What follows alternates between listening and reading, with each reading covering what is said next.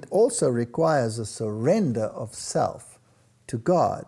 Because if we are living at the moment contrary to God's will, then God would require us to come back into harmony with His will.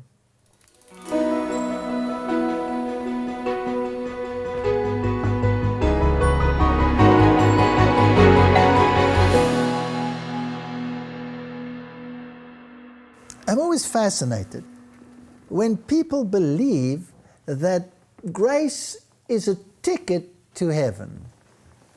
If God threw the devil and his angels out of heaven because of transgression, is it logical to open the back door and to allow sinners to come in via the back door and populate heaven again? Wouldn't you be perpetuating the problem? If sin has to be removed from heaven, then sin will have to be removed from the soul temple before it would be safe to permit an individual back into heaven. God is on trial. God threw the devil and his angels out of heaven. Admittedly, many sided with God, many of the angels. And the devil and his angels fought, and Michael and his angels fought, and the devil prevailed not, and he was thrown out of heaven. So the heavenly realm was cleansed from this thing that had intruded, this thing called sin. Surely God cannot permit sinners, unconverted sinners, to come back into heaven. Surely, if we are sinners, logic requires that by the grace of God and the intervention of God in our lives through the process of sanctification must purge us from our wickedness. Doesn't David say that?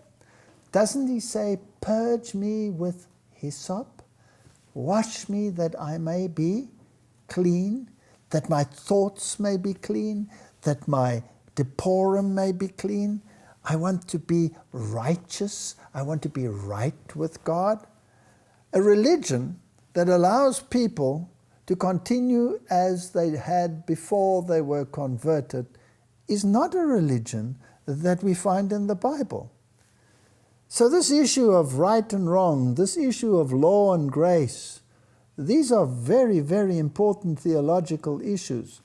So if Jesus paid the price, and Jesus requires the death of the individual in Him and a resurrection in Him so that we may be renewed in our mind and in our thinking, so that we may be safe inhabitants of heaven. Surely the angels will ask Jesus, "Lord, if you threw out Lucifer and all of his angels, what guarantee do we have that these people that you died for and that you redeemed will be safe in heaven, and that sin will not raise its head a second time?" Jesus would have to guarantee and say, these people have been inoculated against sin. They find sin abhorrent.